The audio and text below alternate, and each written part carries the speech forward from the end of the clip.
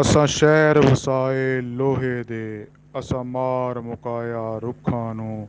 ਸਾਡੇ ਇੱਕ ਇੱਕ ਸਾਹ 'ਤੇ ਜ਼ੰਗ ਚੜ੍ਹਿਆ, ਸਾਨੂੰ ਬਜਰੀ ਵਾਲਾ ਰੰਗ ਚੜ੍ਹਿਆ। ਅਸਾਂ ਫੱਕੇ ਮਾਰੇ ਸੀਮਟ ਦੇ, ਅਸਾਂ ਪੀਤੇ ਰੱਜ ਕੇ ਕੈਮੀਕਲ। ਸਾਡੀ ਗੱਲ ਜਹਾਨੋਂ ਵੱਖਰੀ ਏ। ਸਾਨੂੰ ਛਾਂ ਦੀ ਜੇਕਰ ਲੋੜ ਪਵੇ, ਅਸੀਂ ਪੁਲ ਦੇ ਹੇਠ ਖਲੋ ਜਾਈਏ। ਸਾਡੇ ਚਾਰ ਚੁਫੇਰੇ ਖੰਭੇ ਨੇ, ਸਾਡੇ ਸਿਰ 'ਤੇ ਜਾਲ ਨੇ ਤਾਰਾਂ ਦੇ। ਸਾਨੂੰ ਲੋੜ ਕੋਈ ਨਾ ਫੁੱਲਾਂ ਦੀ, ਅਸੀਂ ਧੂਵੇਂ ਸੁੰਘੇ ਕਾਰਾਂ ਦੇ। ਅਸੀਂ ਕਾਤਲ ਬਣ ਗਏ ਫਿਤਰਤ ਦੇ, ਸਾਡੇ ਹੱਥ ਲਹੂ ਨਾਲ ਰੰਗੇ ਨੇ। ਹਾਂ, ਐਸੇ ਲਈ ਰੱਬ ਸੱਚੇ ਨੇ। ਸਾਡੇ ਸਾਹ ਸੂਲੀ 'ਤੇ ਟੰਗੇ ਨੇ, ਸਾਡੇ साह सूली ते टंगे ने।